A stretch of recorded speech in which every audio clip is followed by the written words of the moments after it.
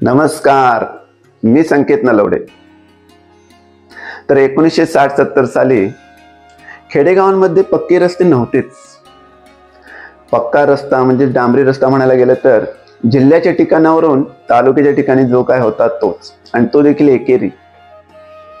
आणि या कच्चे रस्ते इतके कच्चे होते ना की पावसाळ्यामध्ये त्या रस्त्यांच्यावर चालत जाणं म्हणजे एक दिव्य पार करण्यासारखं असायचं।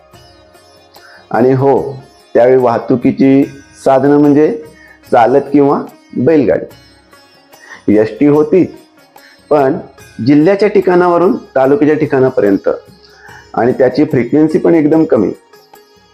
त्यामुळे कुठेही जायचं असेल ना तर चालत जायला लागायचं, आणि त्यामुळे मंडळी सगळ्यांचं चालणं भरपूर व्हायचं। ऑटोमॅटिकच चालण्याचा व्यायाम व्हायचा।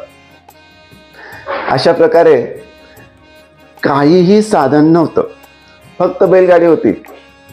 त्यामुळे बैलगाडी ज्याच्याकडे असेल ना त्याला भरपूर मान मिळायचा। आणि हो, तुम्ही विचाराल नदी पार कशी करायची, कारण का मध्ये तर नद्या होत्या।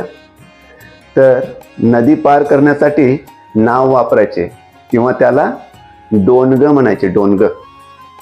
तर अशा प्रकारे इकडे तिकडे सगळीकडे चालतच जायचं। आणि त्यामुळे मंडळी काही काम असलं तरच माणसं सहसा जायची। तालुक्याच्या ठिकाणी जायचं चालत, जिल्ह्याच्या ठिकाणी जायचं असेल तर एसटी पकडायची, नाहीतर चालत। आणि चालत जाण्यामुळे वेळ लागायचा। त्यामुळे कोणताही पाहुणा जर आपल्या घरी आला ना तरी त्याचा कमीत कमी एक दिवस मुक्काम ठरलेलाच असायचा। अशा प्रकारे एकदम अशी व्यवस्था होती। ठीक आहे, आता याच्या पुढच्या व्हिडिओत आम्ही पुढची माहिती घेऊन येतो। तोपर्यंत नमस्कार।